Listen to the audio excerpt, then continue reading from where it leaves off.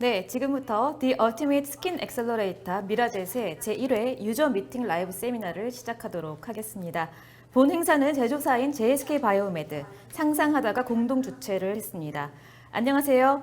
금일 행사의 진행을 맡은 글로벌 스타트업 액셀러레이터 컴퍼니A의 전정현 본부장이라고 합니다. 반갑습니다. 네, 금일 행사는 온라인 유튜브와 구글 미트로 초청을 받으신 분들께만 라이브 생중계가 됩니다. 촬영과 방송 송출은 엠파인더스 촬영팀에서 수고해주고 계십니다. 저는 JSK 바이오메드를 창업 초기부터 봐왔던 장본인인데요. 세계 최초의 기술을 가지고 열정적으로 사업화하기까지 참 열심히 한 업체라는 것을 제가 정말 익히 잘 알고 있습니다. 개인적으로는 이런 자리에 함께 할 수 있다는 것이 참 영광스럽고 초대해 주신 관계자 여러분들께 다시 한번 감사의 말씀 드린다는 것 말씀을 드리겠습니다.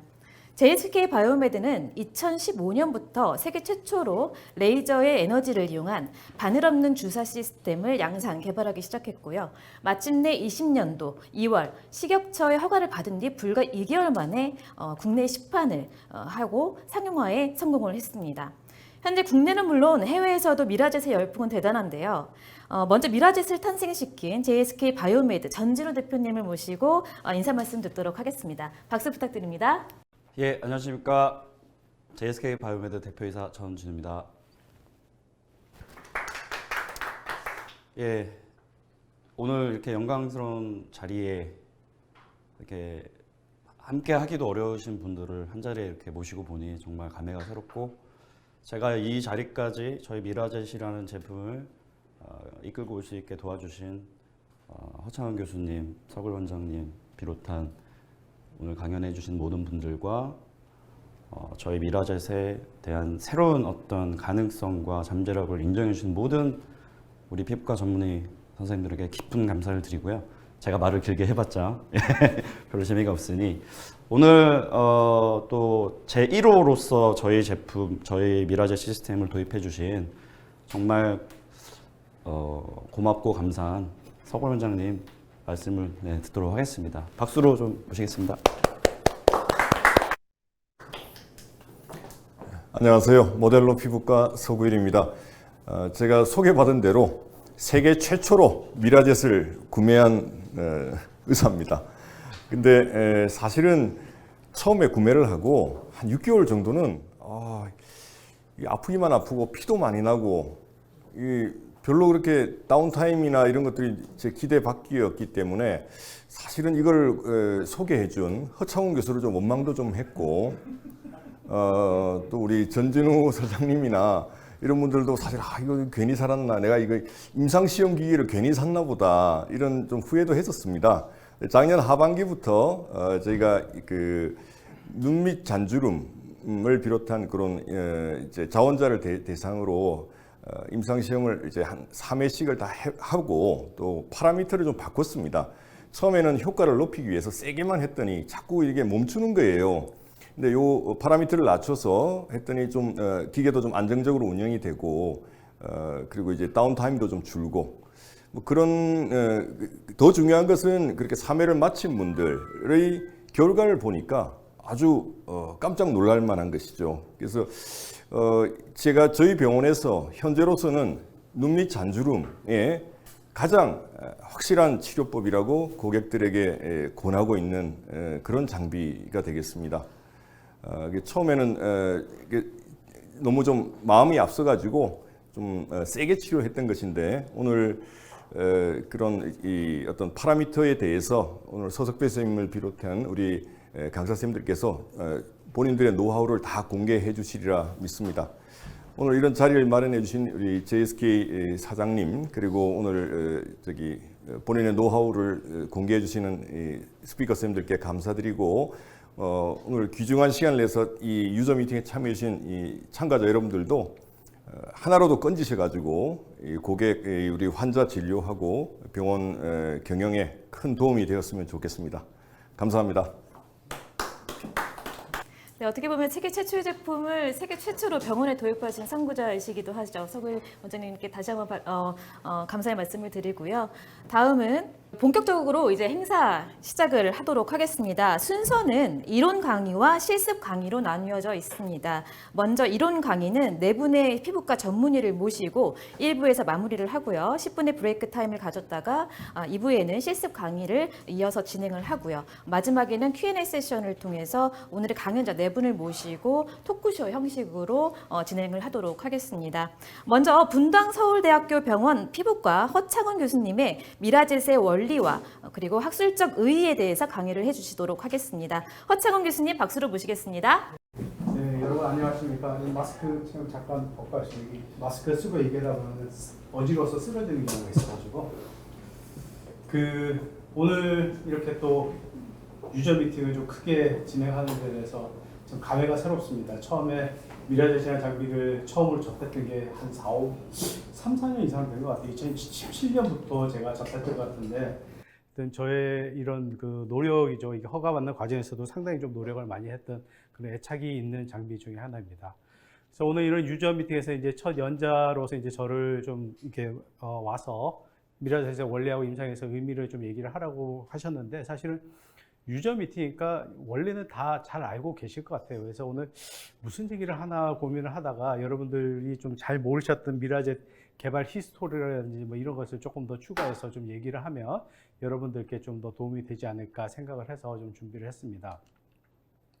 스킨 배리어에 대해서 뭐 여러분들 다 잘 알고 계실 거고요. 어쨌든 간에 우리가 이게 기름으로 가운데 벽이 있는 이 기름을 뚫고서 저희가 친수성인 물질을 피부 안으로 집어넣는 것이 우리 피부과 의사의 숙명과 같은 일인 것 같습니다. 하여튼 온갖 수단과 방법을 가리지 말고 이런 리피드 배리어를 뚫고 친수성 물질을 안으로 집어넣어야지만이 바로 이런 시스테믹한 톡시티를 줄이면서 GI 트러블을 줄이면서 약물을 성공적으로 전달할 수 있는 그런 장점이 있게 되겠고요. 거기에 따라서 당연히 간으로 대사되는 그런 부분을 좀 막을 수가 있죠. 하지만 피부를 뚫고 집어넣을 수 있는 이 양의 한계가 있기 때문에 이런 점이 좀 문제가 되고 있었는데 이런 것들을 어떻게 해결할지에 대해서 많은 피부과 의사들이 노력을 그동안 많이 했습니다. 그래서 지금까지 이제 알려진 그런 방법들이 Enhanced Transdermal Drug Delivery System이라는 시스템들이 개발에 대해서 많이 사용이 되어 왔었는데 그 중에서는 이제 스트럭처 베이스된 방법, 그 다음에 전기를 이용해서 통과하는 방법, 그 다음에 어떤 속도를 이용해서 제트 프로펄전을 이용해서 이용하는 방법들이 이용이 되었습니다. 사실 이 미라젯은 앞에 있던 이런 세 가지 방법하고 조금 다른 방법으로 어떻게 보면 벨로시티를 만들긴 하지만 이 벨로시티를 만드는 방법을 가장 하이 테크놀로지인 레이저를 이용해서 만든다는 점이 좀 다른 특이점이 되겠습니다. 그래서 이게 사람의 손으로 여러 번 이렇게 하다 보면 여러 가지 힘들고 이게 손이 힘들고 의사도 역시 사람이다 보니까 이제 많이 피곤함을 느끼게 되는데 이런 것들을 어떻게 줄일까 하는 그런 노력 하에서 메커니컬한 그런 니즐 인젝터를 쓴다든지 또는 에어나 가스를 이용한 그런 인젝션을 하는 경우가 있었습니다. 이게 우리가 그전에 이제 많이 이용했던 메조건이라고 하는 그런 장비인데요. 이제 제일 문제가 됐던 게 스피드가 문제가 됐고 또 하나는 이게 찌르고 바늘이 빠진 다음에 다음으로 옮길 때까지 이거 타이밍을 제대로 못 맞추면 바늘이 껴있는 상태에서 옮기다가 보면 바늘 끝이 휘거나 이런 경우가 생겨서 그런 문제가 있었고 또 하나는 끝에 있는 용액이 좀 줄줄 흐르는 그런 문제가 있어서 이런 것들이 문제점의 하나로 대두가 되었습니다.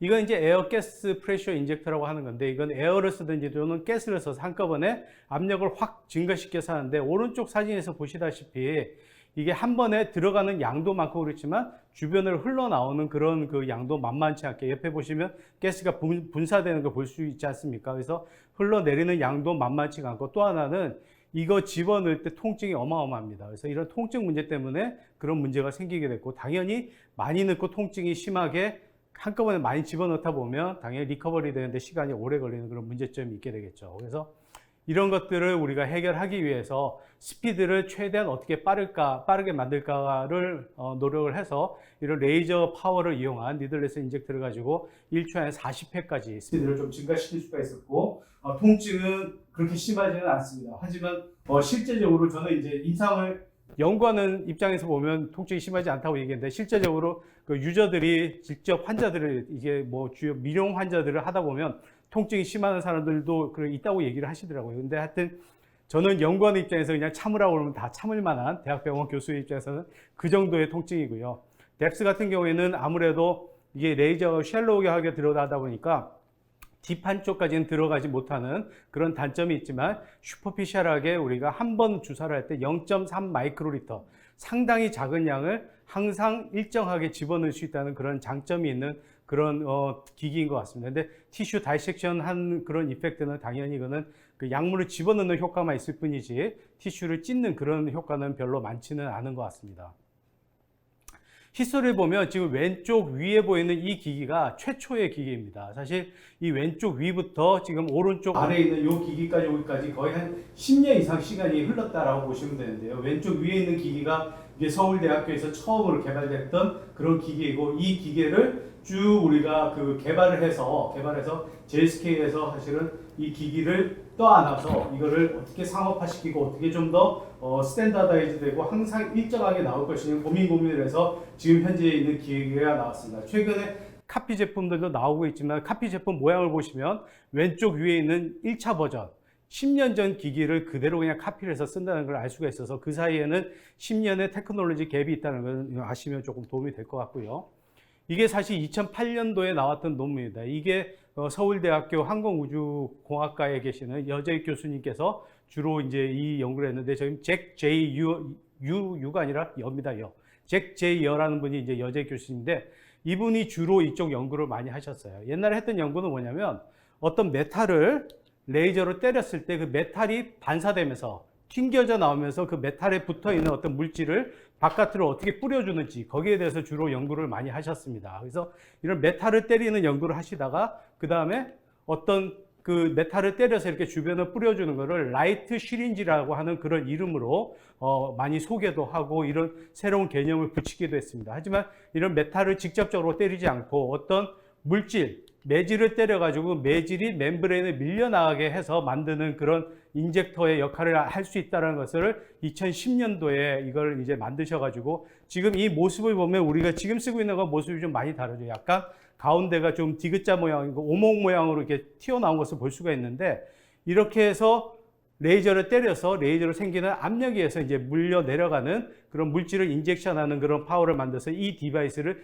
등록을 했습니다. 등록을 했고 이 디바이스에 따라서 아까 제가 처음에 보여드린 그 사진 2010년도 초기 버전이 사실 이 디자인의 근거에서 나오게 됐는데 이 디자인은 여러 가지 좀 이게 실제로 사용하다 보면 문제점이 좀 많고 양이 정확하지 않다든지 또는 이 바깥에 싸고 있는 재질의 튼튼함 이런 것들이 좀 문제가 되는 그런 문제가 있어서 이런 부분을 계속해서 이제 수정을 거듭하게 됩니다.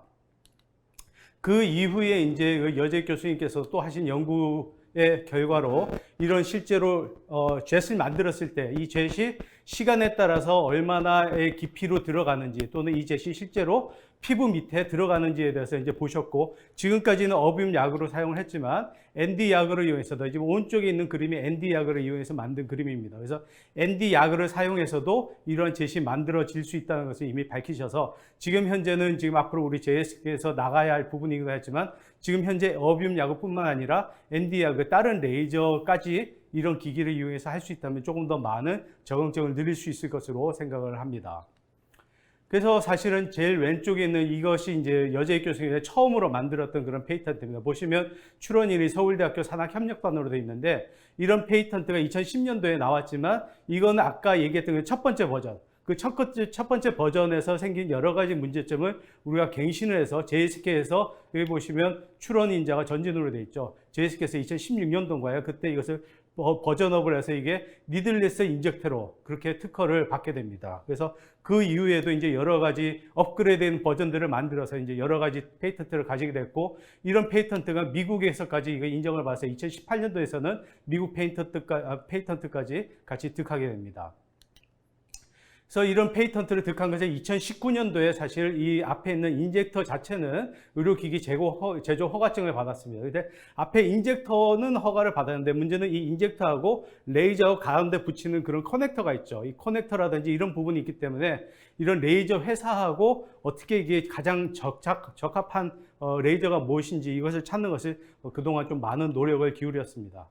이 미라젯의 이런 디바이스를 보면 메인 바디와 그 메인 바디에 이어져 있는 핸드피스하고 노즐 키스로 이렇게 구성이 되어 있는데 이것이 가장 적합한 이런 조합을 만드는 것이 사실 이 기술의 핵심이라고 할 수가 있을 것 같습니다. 그래서 이런 메인 바디를 우리가 찾기 위해서 수많은 레이저를 가지고 다 테스트를 했습니다. 기존까지 제일 저희가 쉽게 만들 수 있는 것들이 이제 어뷸 야그 매질이었기 때문에 어뷸 야그 레이저를 이용한 국내에 있는 모든 제조사들을 다 접촉을 했습니다. 다 접촉해서 테스트를 했는데 사실은 이게 저희가 제일 중요한 것은 이 레이저의 그 듀레이션이죠. 레이저 파워, 빔이 나오는 듀레이션이 이게 너무 길게 되면 이것은 온도를 올린 쪽으로 이제 작용을 하게 돼서 여러분 잘 아시겠지만 어뷸 야그하고 CO2 레이저하고 가장 큰 차이점은 CO2 레이저는 열을 발생시키고 어뷸 야그는 열을 발생을 적게 시킨다는 걸 잘 알고 계실 겁니다. 그래서 우리가 얼굴에 있는 스카를 깎아낼 때 어뷸 야그를 해서 깎아내는 역할을 하고 그 다음에 이제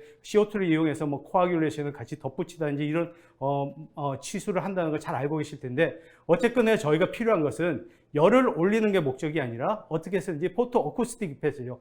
빵 쳐서 압력을 만드는 것이 가장 중요한 역할입니다. 그래서 어떻게 하면 이 그 파워를 가장 많이 줘서 가장 적절한 파워를 줘서 이것을 압력을 줄 것인가를 포커스를 맞췄더니 이게 펄스 듀레이션이 긴 것은 별로 좋지가 않다라는 결론을 내려서 펄스 듀레이션이 짧은 것을 찾았는데 사실은 저희가 찾았더니 레이저 옵텍에 있는 레이저가 가장 40 마이크로세크로 가장 그 우리나라에서 나오는 어뷸 야구 중에서 펄스 듀레이션이 가장 짧고 가장 강력한 레이저를 알아내서 그래서 제가 저희 나라에서 나오는 레이저 중에서는 가장 궁합이 잘 맞는 것이 바로 레이저 옵텍의 레이저라는 걸 알고 이걸 가지고 많이 연구를 했고 그걸로 해서 결국에 1호 기계가 레이저 옵텍 기계를 이용한 기계 가운데 핸드피스를 포함한 그런 기계가 2020년 2월에 처음으로 허가를 받게 됩니다. 그래서 이게 사실 나온 레이저 옵텍이고 이 레이저 옵텍의 이 로터스 3라는 기종 자체가 그 파장을 펄스 듀레이션을 여러 개로 조절을 할 수가 있습니다.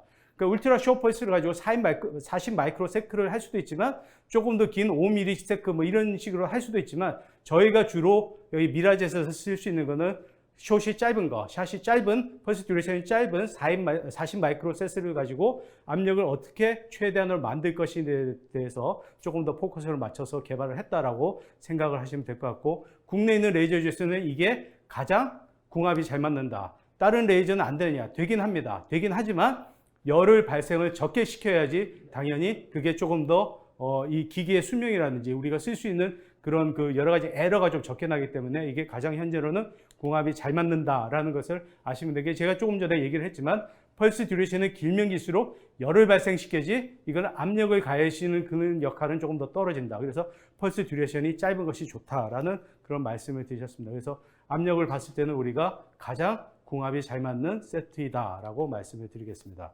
실제적으로 어찌됐든지 간에 이제 어퍼 위에 있는 물이 있는 워터 챔버에다가 압력을 가해주게 되면 가운데 있는 멤브레인이 아래쪽으로 밀려게 돼서 그 아래쪽에 차 있는 드럭 챔버에서 이제 레저버에서 약이 이제 뿜어져 나가게 되는데 이 시간이 실제적으로 얼마나 걸리냐면 한 100 마이크로세크 정도 걸립니다. 실제로 레이저가 빵 하고 쏜 다음에 100 마이크로세크 이내에서 끝에 보면 이제 물이 실제적으로 뿜어져 나가는 것을 우리가 확인할 수가 있고 그래서 우리가 처음에 이런 기기가 개발이 되면 먼저 돼지 피부, 사람 피부하고 가장 비슷한 게 돼지 피부이기 때문에 돼지 피부에다 잉크를 넣어서 쏴서 실제로 들어가는지 봤더니 쏴서 들어가는 게 확인이 됐고 이걸 우리가 돼지 피부에다 계속 쏠 수가 없으니까 이런 젤라틴을 만들어서 샷의 일정한 정도라든지 그 다음에 에러가 없는지 이걸 계속 테스트를 했습니다. 그래서 젤라틴에 쐈을 때 여러분 오른쪽 그림에서 보시다시피 이런 일정한 정도로 된다는 것을 확인을 할 수가 있습니다. 그래서 실제로 이런 돼지 피부를 집어넣었을 때 잉크를 우리가 바이옵시를 했을 때 잉크가 파워에 따라서 깊이가 얼마나 달하는지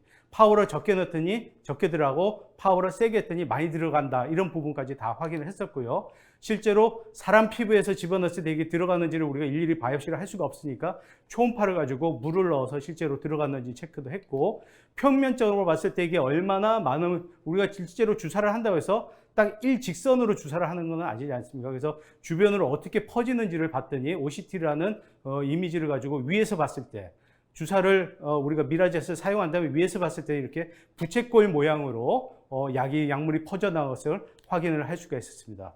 그 다음 제일 중요한 것이 바로 이게 우리가 주사기니까 주사를 쏠 때마다 이게 샷의 파워가 달라지게 뎁스가 달라지면 우리는 안 되지 않습니까? 그래서 항상 일정한 양의 볼륨이 나온지를 체크를 했고요. 또 하나는 우리가 이게 주사기인데 우리 의사 입장에서는 주사하는 깊이를 조절하고 싶어하는 그런 욕망이 있습니다. 그런 욕망을 어떻게 할 것인가를 보기 위해서 이제 여러 가지 테스트를 하게 되는데 실제적으로 우리가 봤을 때 레이저 인젝터하고 아까 얘기했던 빵 했을 때 찢어지는 옆으로 많이 새는 에어 인젝터하고 두 개를 비교했더니 두 사진은 제가 스케일을 비슷하게 맞춘 겁니다. 그래서 미라젯 인젝터를 썼을 때는 한 1cm 이내, 이건 젤라틴이라서 조금 차이는 있긴 하지만 젤라틴을 이용해서는 한 1cm 이내에서 젯이 스테이블하게 형성이 되는 데 비해서 에어 인젝터를 썼을 때는 5cm에서 7cm 사이에 샷을 쏠 때마다도 이게 다 달라지죠. 그래서 공기를 주입할 때 그 공기 압력이 고르지가 않기 때문에 쏠 때마다 달라지고, 더 중요한 점은 아래쪽에 왼쪽 아래에 있는 그림 두 개를 보시면 왼쪽에 있는 그림이 미라젯을 썼을 때의 입사구입니다. 실제로 이 잉크가 들어갈 때 모양이 동그랗게 예쁘게 모양이 형성되는 데 비해서 오른쪽 그림은 에어 인젝터를 썼을 때 입사구입니다. 액체가 들어가는 구멍이다. 여기 보시면 다 찢어지죠. 그래서 이 스킨 자체가 완전히 찢어지는 그런 모양하고 우리 미라젯처럼 예쁘게 동그랗게 들어간 거하고 큰 차이가 있다 라는 것을 아시면 될 것 같고요. 그래서 이런 차이 때문에 나중에 운드 힐링에 있어서도, 또는 혹시라도 나중에 뭐 이렇게 작기는 하겠지만, 아주 미세하긴 하겠지만, 이런 환자 몸에 남는 뭐 미세한 스카라든지 이런 거에도 훨씬 더 장점이 있지 않을까 그렇게 생각을 합니다. 그 다음에 레이저, 이 뎁스를 어떻게 조절을 할 것인가에 대해서 이제 여러 가지 세팅을 가지고 스타디를 했는데, 우리가 뎁스를 더 늘리기 위해서는 우리가 파워를 세게 하면 세게 할수록 뎁스가 더 늘어나더라. 그 다음에 프리퀀시를 많이 하면 아무래도 한 번 들어가는 그런 파워가 좀 떨어질 수가 있기 때문에 프리퀀시를 많이 하면 이런 뎁스가 좀 더 줄어들더라 라는 그런 결과를 봤고요. 또 하나는 이 그 미라젯 끝에 노즐의 사이즈를 더 크게 만들면 크게 만들수록 뎁스가 훨씬 더 증가되는 걸 확인을 했습니다. 그래서 그 뎁스의 조절을 할 때는 이런 세 가지를 조절을 해서 우리가 뎁스를 좀 조절을 할 수 있을 것 같고요. 또 하나는 우리가 약물을 집어넣어야 되니까, 약물 중에는 혹시 이제 단백질 성분, 특히 이제 보톡스나 이런 경우에는 단백질 성분이 많습니다. 그래서 이런 단백질 성분을 집어넣었을 때 제일 문제가 되는 게 디네이처입니다. 열을 가하게 되면, 열이 올라가게 되면 당연히 안에 있는 그 성분이 변할 수가 있습니다. 그래서 이 성분이 항상 유지되는지를 우리가 체크를 해보자라고 해서 이런 온도계를 가지고 체크를 했더니 항상 일정하게 40도 이하로 유지되는 걸 확인을 해서 우리가 어떤 약물을 집어넣든지 간에 40도 이하로 유지를 하는 그런 장점이 있다는 걸 알 수가 있었습니다. 그 다음에는 이제 우리가 이게 기계를 처음 만들었는데 이것을 어떻게 쏘는지를, 사실은 저는 뭐 임상을 많이 하는 의사도 아니고 주로 이제 연구를 많이 하는 대학병원 교수다 보니까 이 샷을 쏘는 방법에 대해서 고민을 많이 했어요. 그래서 이 샷 이름을 사실 무빙 샷하고 스태킹 샷으로 이름을 붙인 것도 제가 붙인 건데, 이거를 쭉 달아서 쓰는 것을 우리 이건 무빙 샷이라고 그러고, 이렇게 쓸 때는 쉘로우하게 골고루 그냥 그 주사하는 그런 효과가 있을 거고, 스태킹 샷은 한 자리에서 여러 방을 쏘는 것을 스태킹 샷이라고 하자라고 얘기를 하고, 이렇게 샷을 이름을 정하고, 실제 이런 샷을 했을 때 변화가 어떻게 되는지를 저희가 살펴봤습니다. 그래서 살펴봤더니 무빙 샷을 쐈을 때는 젤라틴 모습을 봤을 때는 잠깐만요. 네, 무빙 샷을 쐈을 때는 이렇게 젤라틴 모양을 봤더니 셜로하게 쭉 되는 모습을 보는데, 스티킹 샷을 하는 걸 보시면 훨씬 더 깊이가 깊어진 걸 알 수가 있죠. 그래서 우리가 뎁스를 인크리지 하기 위해서는 한 자리에서 여러 방을 쏘게 되면 뎁스가 조금 더 깊어진다는 것을 확인할 수가 있을 것 같습니다. 그 다음에 무빙샷을 10Hz로 했을 때하고 40Hz로 했을 때 차이는, 아까 40Hz, 헬지가 높아지면 높아질수록 뎁스가 셜로하다고 얘기를 했는데, 40Hz를 했을 때는 훨씬 더 그 피부에 휠을 만드는 게 적어진다는 것을 알 수가 있죠. 처음에 초창기 했을 때는 이거를 뭐 IRB 받기도 좀 어려운 상태, 왜냐하면 허가를 안 받았기 때문에 기계 자체로 허가를 받지 않아서 IRB 받기도 어려운 그런 상태라서 어쩔 수 없이 그냥 개발자하고 제가 그냥 각자 이마에다 하는 수밖에 없었는데, 이게 이제 전진우 대표의 이마에다가 반은 보톡스 놓고 반은 안 하고 했는데, 오른쪽 아래 모습을 보시면 보톡스 한쪽이 그래도 주름이 좀 펴진 모습을 볼 수가 있고, 이거는 제 이마에다가 직접 했을 때 이런 미간 사이에 주름이 펴진 것을 확인을 할 수가 있습니다. 스티킹 샷을 했을 때 모습입니다. 히스토리를 보시면 2015년도부터 이제 이 기술을 넘겨받아서 2016년도부터 이제 개발을 하기 시작하죠. 개발하기 시작해서 제가 미라젯을 처음 만난 게 2017년도 아마 겨울쯤 만났던 것 같아요. 그래서 2018년도, 2019년도 2년 동안은 정말 많이 다녔습니다. 이 기계를 알리러도 많이 다녔고, 또 하나는 허가를 받기 위해서 대전에 엄청나게 내려갔던 것 같아요. 대전에 이 기계가 세상에 없던 처음으로 만든 기계다 보니까 허가를 해주는 입장에서도 이거를 어떻게 허가를 해줘야 될지도 모르고, 그래서 이걸 온갖 우여곡절을 겪어서 결국은 2019년도 10월 달에 미라제 자체는 허가받았고 두 기계 합체된 그 완전체를 2020년 2월에 허가를 받아서 2020년 4월에 모델로 클리닉에 처음으로 이 기기가 사용이 되게 되었습니다. 이게 2018년도인데 2018년도 이 기계 허가는 안 받았지만 국내 허가는 안 받았지만 이게 수출용으로 허가를 받았습니다. 그래서 이 기계를 제가 외국에 들고 가서 외국에서 이게 왼쪽 위에 있는 거는 이제 독일의 그 라이브 서저리, 독일에서 이제 라이브 서저리를 했던 모습인데 독일에서 라이브 서저리를 했고 그 다음에 APAC라고 하는 그런 국제 인터내셔널 항로와 그런 클리닉에서도 제가 직접 시술을 했었고요. 이게 ASDS, 그 다음에 왼쪽 아래에는 이게 ASLMS에서 부스에서 이제 레이저 옵텍 사장님하고 같이 찍었던 그런 모습인가. 고우석 선생님하고 레이저 옵텍 사장님 안 보이네요. 고우석 선생님, 서석별 선생님하고 같이 이제 찍었던 그 레이저 옵텍 부스 앞에서 찍었던 사진이고 ASLMS에도 제가 발표를 했었고요. 이게 ISDS에서도 발표를 했고 ASDC라고 해서 이제 아시아 더버토리 서저리 클리닉에서도 제가 한번 발표를 했습니다. 그래서 2019년도까지는 이렇게 많이 알리는데 좀 주력을 했었고 올해 들어와서는 그 이런 미라젯을 이용한 공식적으로 프루브된 이런 그 연구를 하기 위해서 이런 우리 신정훈 교수하고 같이 항노화 효능에 대해서 얼굴에 대한 인젝션에 대한 효과, 그 다음에 또 하나는 튼살에 대한 그런 효과를 보기 위해서 연구를 계획 중이고 지금 IRB 심의를 받고 있는 중입니다. 네, 이상으로서 오늘 강의를 마치도록 하겠습니다. 감사합니다. 네, 허창원 교수님 강의 감사합니다. 본인 얼굴에 직접 실험도 하시고 또 국내외로 우리 미라젯을 좀 많이 아는데 역할을 해주셨네요. 너무 감동 깊었고요.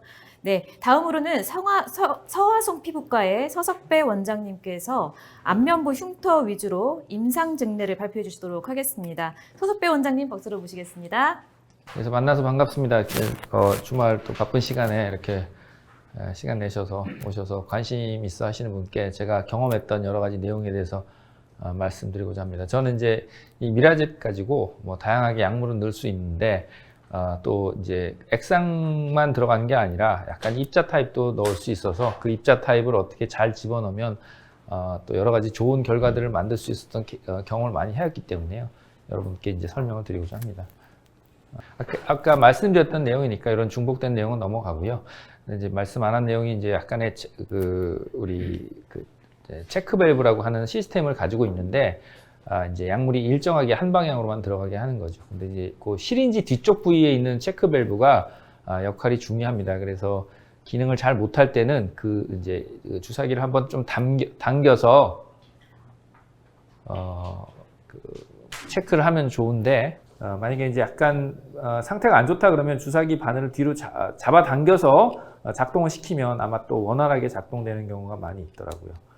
이제 실제적으로 사용을 할 때는 그 안에 이제 그 공기가 들어있지 않게 완벽하게 그 에어를 잘 빼는 과정이 중요합니다. 그래서 입자를 사용하는 경우는 입자를 잘 흔들어서 골고루 위치시키고 그다음 공기를 완벽하게 다 제거를 한 상태에서 작동을 시키고 가능하면 루어락을 꼭 쓰시는 게 좋고 일반 시린지보다는 그래야지 이제 음압 그다음에 결착 상태가 잘 유지가 되고요.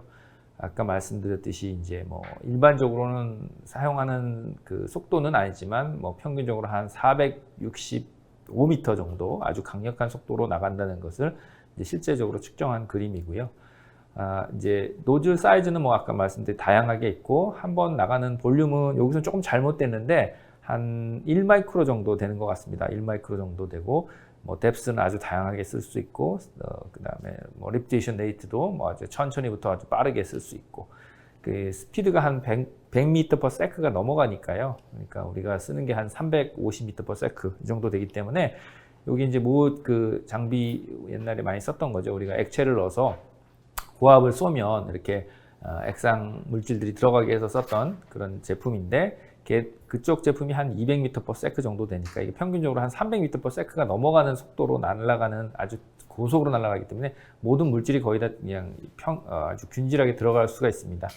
또 아까 말씀드렸던 내용이고요. 그 다음에 이제 실린더와 챔버의 온도 변화를 봤을 때 아주 많이 쏘아도 그 약물을 보관하고 있는 챔버는 그다지 온도가 많이 올라가지 않는다는 내용이고요. 아까 같은 내용인데 이제 그 어떤 케미칼의 조성에 그 약물에 고속이나 고압이 걸리거나 열 자극이 없기 때문에 그 약물의 성상은 변하지 않는 걸로 되어 있습니다. 그리고 이제 약간 노즐을 눕혀서 바짝 붙여서 쓰거나 약간 떼서 쓰거나 그런 상으로 하고, 그러니까 이렇게 빠르게 펼쳐서 넣는 방법도 있고, 또 스태킹을 해서 가만히 머무르게 이렇게 조금 천천히 하는 방법, 그런 방법도 있고요. 또 가만히 머물러서 이렇게 스태킹을 해서 연사를 해서 약물을 집어넣는 방법들도 있고요. 근데 오늘 이제 주로 말씀드릴 내용은 이제 제가 쓰는 게 여러 가지 액상 물질도 넣을 수 있지만, 이렇게 PDLA라고 해서 우리가 이 약간 그 거품 구조처럼 된 얇은 벽을 가지고 있는 그런 폴리머를 집어넣어서 여러 가지 임상 결과를 한번 만들어 봤었습니다. 이제 두 가지가 있는데 두 가지 다 쓸 수 있고요. 그다음에 입자가 작은 주베룩이란 게 있고, 입자가 큰 레니시나가 있는데, 주베룩은 그냥 일반 리주버네이션 할 때 사용을 하고, 입자가 큰 건 주로 이제 흉터를 개선시킬 때 많이 사용을 하고 있습니다. 이 물질은 다 이제 에어가 한 80% 있기 때문에 뭐 아주 그냥 그 큰 부담 없이, 그 결절에 대한 부담 없이 사용을 할 수가 있고, 아까 말씀드렸듯이 한 샷이 한 1마이크로 정도밖에 안 되기 때문에 어떤 결절을 만들 만큼의 큰 양이 대량으로 들어가지는 않기 때문에 자유롭게 쓸 수가 있다고 생각을 합니다. 이게 주베룩 레니시나를 보면 특히 이제 아주 부드럽기 때문에 수화가 잘 되고 분해도 빠르다라고 이제 그 실온 보관을 해보면 이렇게 확실히 차이가 나고요. 그래서 타사들은 이제 물질이 되게 두껍고 단단하거든요. 그러니까 이제 금방 수화를 하거나 녹거나 이런 현상들이 빨리 안 관찰이 됩니다. 그다음에 이제 니들 RF도 이제 그 흉터 때 같이 병행을 많이 하고요. 그래서 같이 병행을 해놓으면 이제 작은 흉터 모공들은 미라젯으로 그 부위에 점상으로 주사를 해놓고, 나머지는 이제 니들 RF 처리도 같이 병행을 해서 치료를 많이 하는데, 이게 이제 병행을 해보면 훨씬 좋은 걸 많이 또 느낄 수가 있습니다. 근데 이번에 이제 니들 RF로 폴리디엘 락틱 애시드 같이 집어넣었던 걸 ASLS에서 발표해서 이제 많이 관심을 받았었고요. 이제 요것은 이제 이제 흉터 때 레니시나를 갖다가 이제 고속으로 쐈던 걸 이제 보여드렸던 건데, 실제는 이제 이게 이제 지금은 이렇게 사용을 하지는 않고 있습니다. 조금 더 머물러서 가능하면 스태킹을 하는 방식으로 사용을 하고요. 피도 많이 안 나게, 그다음에 약간의 에피네프린을 섞는다든지 하는 그런 처치를 병행을 하면 조금 더 수월하고, 이건 약간 이제 어그레시브하게 했던 초창기 동영상이고요. 이제 이거 동영상 돌려 볼 수 있을까요? 네. 제일 많이 쓰는 건 현재는 이제 고속으로 약간 거리를 띄워서 이렇게 이제 액상 물질들, 뭐 스킨 부스터 타입들을 이제 편하게 집어넣고 있습니다. 그럼 피도 안 나고, 그다음에 약간 따끔거림이 있는데, 이제 그 시술자가 자기 얼굴에 살짝 대보면 약간 따끔거리는 걸 이제 정확히 캐치를 할 수 있습니다. 그 상태에서 넣으면 아프지 않고 표시도 나지 않고, 그리고 원하는 약물을 충분히 자유롭게 집어넣을 수가 있습니다. 근데 이제 초창기 이제 임상 사진인데, 제가 이제 요거 뭐 DW를 좀 넣고 뭐 PDLA도 넣고 해서 어그레시브하게 치료했던 케이스인데, 이제 현재는 이렇게 사용을 하고 있지는 않습니다. 이렇게 해서 보면 다음날 뭐 생각보다는 멀쩡하고요. 그다음에 그러면 뭐 이제 약간의 토닝, 그다음에 약물 투입, 그다음에 이런 주베룩 타입 병행을 하면 아주 화이트닝이 상당히 잘 일어나고요. 그다음에 역시 마찬가지로 이런 2번 정도 시술을 하고 났을 때 아주 톤이 되게 맑아지는 걸 볼 수 있고, 그다음에 역시 베이스나 톤이나 텍스처가 다 달라지는 걸 볼 수 있습니다. 역시 2번 하고 시간을 두고 경과를 보면 이 폴리머들은 시간이 지나서 더 맑아지고 좋아집니다. 하얀해지고 밝아지고, 그다음에 톤 베이스들이 점점 사라지고요. 한 2달 지났을 때 더 많이 뽀얘지는 것을 또 경과를 볼 수 있습니다. 한 5달 정도 지났더니 더 많이 좋아진 것도 볼 수 있었고요.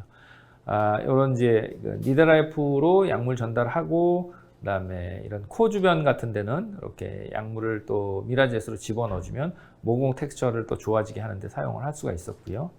이렇게 모공의 텍스처들이 훨씬 더 부드러워진 걸 또 볼 수가 있었습니다. 그다음에 이제 작은 모공이 많을 때 니드라이프를 저기를 좀 치료가 애매한 경우가 있는데, 거기에 직접 점사 주입을 해주면 이제 모공을 좋아지는 데 도움이 되고요. 이렇게 작은 모공, 아이스픽 같이 되어 있는 부위를 치료할 때 이제 이 미라젯을 써서 거기에 점사를 반복 주사하면 아주 좋아진 결과를 얻을 수 있고요. 이렇게 디프레션이 심해서 어떤 사고나 뭐 이물 제거를 한 수술 자국이나 이런데 이제 약물을 주기적으로 반복해서 넣어주면 결과가 좋아지는 게 만들 수 있고요. 이제 훨씬 더 편편해졌죠. 이제 저 초창기에 이제 이렇게 해서 한번 어그레시브하게 약을 넣어놓고 다음날 찍어봤는데 이제 다운타임 생각보다 그렇게 길지 않더라고요.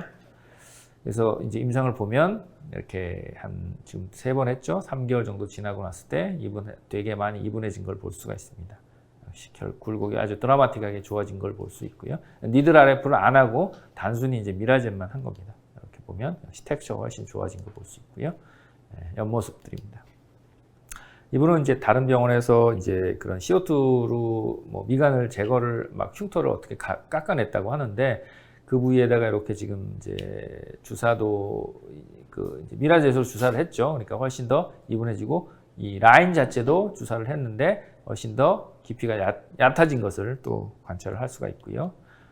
역시 이제 그레이로 떠보면 역시 깊이가 얕아진 것을 볼 수 있습니다. 이런 흉터 때 보면은 이제 이런 디프레션이 된 부위를 주사를 해보면 역시 좋아지는 거 볼 수 있고요. 근데 이런 흉터들 사실은 눈썹에 걸쳐 있는 이런 흉터들 시술을 하기가 다른 레이저 하기도 어려운데 이렇게 이제 미라젯으로 그 약물을 집어넣었더니 아주 드라마틱하게 좋아진 것을 볼 수 있습니다. 그래서 리니어한 흉터들의 이 폴리머를 안 적절한 깊이에 골고루 집어넣어주면 아주 좋은 결과 경험을 지금 많이 하고 있습니다.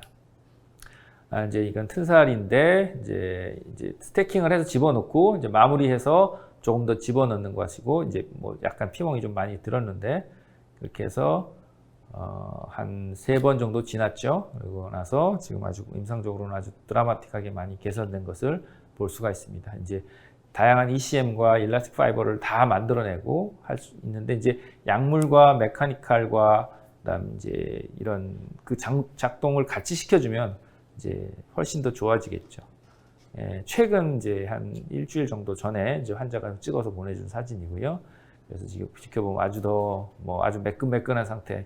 이제 보통 저 정도로 이제 텍스처가 망가졌을 때 좋아지기 하기가 쉽지 않잖아요. 그러니까 이제 이 약물과 이런 미라젯이 효과가 아주 좋은 것 같습니다. 그래서 이제 한번 지금 뭐 이제 흉터 부위라든지 이렇게 흉터에다가 어떤 이제 화상 흉터 같은 경우 한번 점상으로 해보고 있는데 점점 결과가 좋아지는 것을 또 볼 수가 있고요. 뭐 이제 인공적으로 약간 컨비네이션한 테크닉이고, 이거는 이제 차후 소개를 해드리겠습니다. 요새는 이제 이마에도 흔하게 사용을 하고요. 그래서 뭐 스킨 부스터들을 뿌려주는 개념으로 약물 전달을 하면 임상 효과를 좋아지게 할 수 있다고 생각을 합니다. 그래서 뭐 무궁무진하게 사용을 할 수 있고요.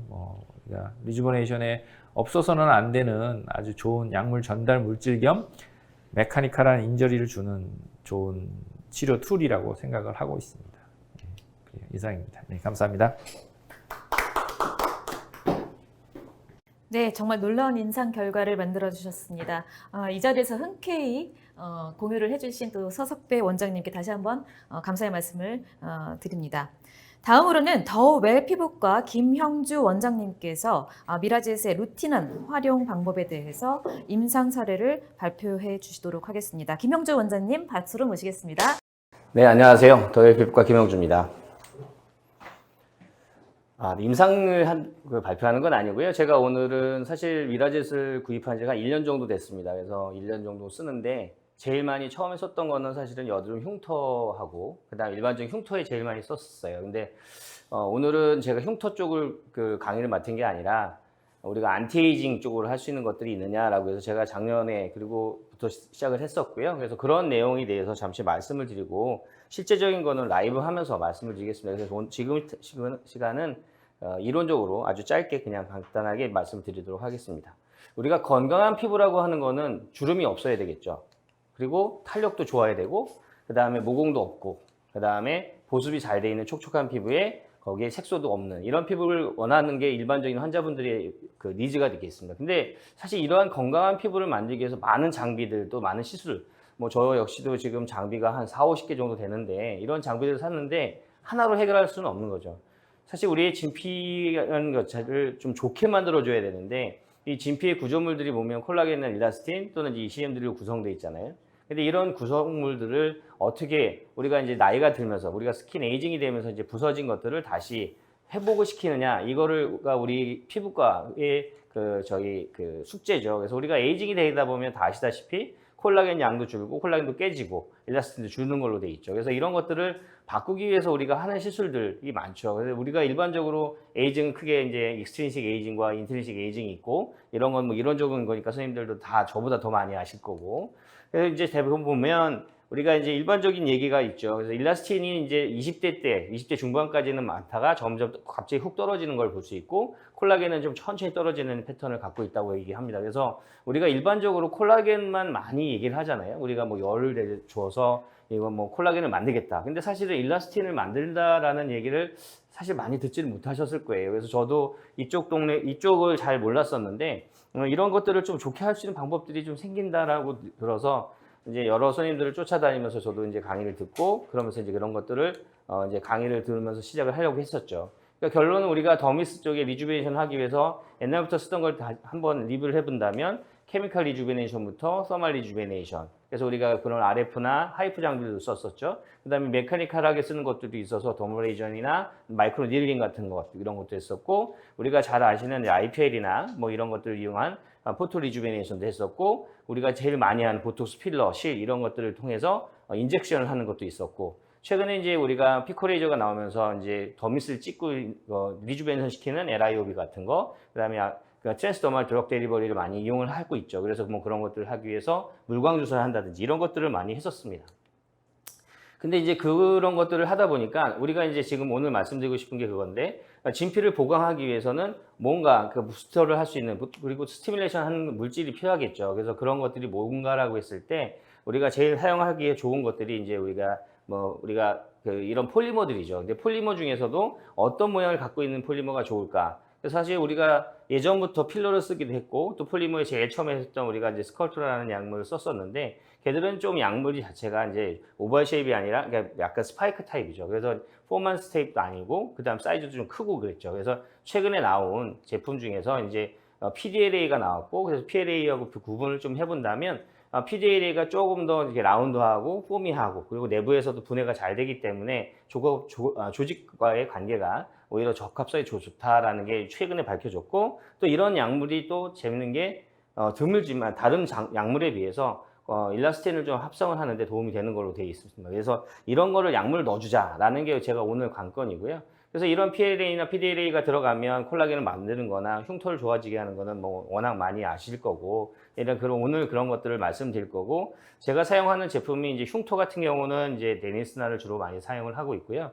오늘 제가 말씀드리려고 하는 이제 그 더미스 리주베네이션 쪽 하는 그러면서 또 환자들이 제일 중요시하는 게 바로 다운타임이 없어야 된다는 거죠. 그래서 이런 거를 응용을 하기 위해서 입자가 더 작은 주베룩을 이용해서 PDA를 쓰고 있습니다. 그래서 우리가 일반적으로 PDA 주베룩이 50 마이크론 이하라고 하는데 실제적으로는 이거보다 더 양이 더 적습니다. 사이즈는. 그래서 대개는 34 마이크론 정도 되는데요. 우리가 이런 쪽에 제일 처음에 나왔던 스컬프트를 비교해 보시면 오른쪽에 스컬프트 구성 성분을 제가 써놨는데 이거랑 부분을 비교를 해보시면 확실히 주베룩이 사이즈가 적고 그 다음에 이런 것들이 라운드 이런 폼 타입이기 때문에 그 구 형태를 갖고 있어서 조직에 들어가면 아마도 조직에 콜라겐이나 또는 일라스틴을 많이 만들 수 있을 거다라는 거죠. 근데 이거를 어떻게 이분하게 넣어주느냐 이게 지금 관건이었죠. 그래서 사실은 뭐 이게 예전에는 저도 처음에 들어왔을 때는 다 주사를 해서 인젝을 했었죠. 그리고 우리가 뭐 소위 말하는 물광 주사를 이용해서 넣어도 일정하게 넣어줄 수가 없었던 거죠. 왜냐하면 이분하게 넣을 수 있는 사람의 손으로는 할 수가 없으니까. 그래서 그런 것들을 할 수 있는 장비가 나온 게 바로 미라젯이죠. 이게 미라젯이 사실은 니들레스하게 약물을 하는 장비라고 해서 했는데 그래서 이거를 어떻게 사용을 하면 될까? 처음에는 이제 흉터를 하다 보니까 맨날 피가 났죠. 그래서 아까 소속교 선생님 슬라이드 보시면 난리 나죠. 뭐 저 환자한테 저러면 뭐 요즘 뭐 사실 저는 지방에 있기 때문에 환자들이 멱살을 안 잡지만 만약에 강남에 있는 환자한테 저렇게 하면 멱살 잡히지 않을까. 서석배 원장이 워낙 또 잘하니까 덜 잡혔겠지만. 그러니까 저는 뭐 이 미라젯을 쓰면서 원리는 아마 이전에 선생님들 다 말씀하셨잖아요. 그래서 이런 원리들을 이용해서 약물을 넣는데 이런 것들은 뭐 다 앞에서 나왔던 얘기고 말씀드리고 싶은 건 뭐냐면 이 약물을 이렇게 뭐 한 샷에 집중해서 쏘는 것보다는 저는 이제 직접 대서 피부에 직접 대서 물론 띄어서 쓸 수도 있습니다. 근데 저는 이제 에너지를 떨어뜨려서 쓰는 방법을 이따 그 라이브를 통해서 보여드릴 거고요. 제일 궁금한 것들이 아마 이런 약물을 어떻게 만들 것이냐 이게 제일 문제인 것 같아요. 그래서 저는 제가 쓰는 포뮬라는 이런 건데 이게 꼭 맞다고도 생각하지 않습니다. 근데 제가 환자분들한테 쓰는 포뮬라인데 주베룩 한 1cc에 그다음에 루케인을 쓸 때도 있고 안 쓸 수도 있고요. 그래서 넌 크로싱 HA를 쓰는 이유는 보습하고 또 이제 이런 그 하이드레이션이 있어야 환자들이 보습이 잘 돼야 좋으니까. 그리고 이제 스킨 부스터를 제가 쓰는 것은 이제 허가된 거를 쓴다고 해서 저는 이제 이따가 보여드릴 그 제품을 또 사용을 할 거고, 그 다음에 우리가 보톡스를 피부에 전체적으로 깔아주면 우리가 이제 콜라겐들이나 이런 애들이 약간 루즈하게 되고 피부도 결도 좋아지는 패턴이 있어서 저는 이렇게 믹스를 해서 씁니다. 그래서 이따가 라이브 하면서 말씀을 드리겠고, 직접 그 믹스를 하면서부터 하는 거를 오늘 설명을 드릴 거고요. 하여간 제가 미라젯을 쓰면서 이런 것들을 구현할 수 있다는 것이 저는 장점이어서, 우리 선생님들이 그 환자분들에게 더미스 리주베네이션 하시는 방법들이 너무 많잖아요. 아까 처음에 서두에 말씀드렸는데, 그런 것들을 다운타임 없이 편하게 할 수 있는 것을 오늘 한번 말씀드리도록 하겠습니다. 경청해 주셔서 감사합니다. 네, 김영재 원장님 너무 간결하고 또 명쾌한 설명 감사드립니다. 나중에 2부의 시연회 때 좀 시술회 때 기대가 좀 되는데 여러분들 기대해 주셔도 좋을 것 같습니다. 자, 그럼 1부 이론의 마지막 강연 순서로 와인 피부과의 김홍석 원장님 모시고 튼살 위주의 임상 증례를 보시도록 하겠습니다. 김홍석 원장님 자리해 주시죠. 감사합니다. 네, 안녕하세요. 와인피부과 김홍석입니다. 오늘 앞서 지금 많은 원장님들께서 전부 다 이제 이런 원리라든지 히스토리, 그 다음에 이런 부분들에 대해서 다 설명을 다 드렸기 때문에 중복되는 부분들이 좀 있는 것들은 전부 다 빼고 아주 간단한 제가 생각하는 부분들을 조금 말씀드리고자 합니다. 보통 저희가 튼살 말고도 원래 저는 사실 미라젤 같은 경우도 저도 흉터라든지 그다음에 우리가 여러 가지 다양한 방법으로 사용을 쭉 해오고 있었고, 오늘은 제가 이 자리에서 조금 더 그 이외에 좀 더 새로운 하나의 또 모달리티가 튼살 치료의 모달리티가 어떤 것들이 있는지를 조금 잠깐 이야기를 드려볼까 합니다. 원래 이 튼살이라고 하는 게 사실 상당히 치료하기가 쉽지 않죠. 그리고 일단 이 콜라겐 자체가 스트레칭이 너무 많이 됨으로 인해서 여러 가지 이런 콜라겐 갈라스틴과 같은 ECM이 전부 다 이렇게 럽처가 된 상태, 그러면서 실질적으로 이런 것들이 단순하게 처음에는 인플라메이션이 생기는 이제 루브라 형태로 가다가 나중에는 알바, 화이트한 이런 흉터로 가게 됩니다. 그래서 사실 이런 부분들이 생겼을 때 치료가 상당히 까다로운 것들 다른 원장님들 다 경험을 해보셨을 겁니다. 그래서 일단 튼살이 생겼을 때 치료 자체가 쉽지 않기 때문에 아주 다양한 방법으로 치료가 되어 왔고, 실제로 다양한 논문들에 대한 결과를 보면 저는 제가 생각할 때 이런 치료 방법들이 좋은 결과들은 많이 데이터가 나오긴 했지만 실제로 그런 결과들이 막상 우리가 임상에서 시험을 해보면 생각보다 그런 좋은 결과들이 나오지 않는 경우를 꽤 많이 겪게 됩니다. 그래서 오늘 이런 부분들이 있어서 제 생각과 그 다음에 이 미라젯을 이용했을 때 이런 원리들 조금 설명드리고자 합니다. 일단 이런 루브라가 알바로 넘어갈 때는 상당히 다양한 이런 메커니즘을 보이게 되고요. 이런 부분들은 여러분들도 막 잘 알고 계실 거니까 오늘 넘어가도록 하겠습니다. 상당히 다양한 치료 방법들이 사실 나와 있죠. 그리고 레티노이드라든지 케미컬 필링이나 마이크로브루제인 같은 것들을 사용을 하면서 아주 전통적인 방법으로 보통 사용을 해왔던 것들도 있지만, 그 이외에 non-ablative 레이저나 그다음에 우리가 ablative 레이저 같은 다양한 방법을 사용을 해서 이러한 부분들을 치료를 하게 됩니다. 이 튼살이라고 하는 게 사실 겉에 있는 부분만 치료해야 되는 것들이 아니라 사실 안쪽에 있는 부분들도까지 좀 더 해결해 줘야 되기 때문에, 겉에 보이는 그냥 우리가 튼살에 보통 아주 우리가 트로픽한 그런 스킨에 대한 부분뿐만 아니라 아주 안 부분을 다 치료할 수 있는 방법이 사실 잘 없죠. 자, 그러다 보니까 다양한 방법을 컨비네이션 한다거나 이런 방법들을 사용하는 데이터들이 상당히 많이 나오게 되어 있습니다. 그러다 보니까 실제로 이런 나노 프랙셔널 라지 프리퀀시를 이용해서 상당히 이런 데이터들도 나오기도 하고요. 그 다음에 우리가 1565 이제 non-ablative fractional 레이저를 써서 실제로 이런 마크에 사용을 했을 때 상당히 효과가 보이더라 라고 하는 데이터들도 다행히 나오고 있습니다.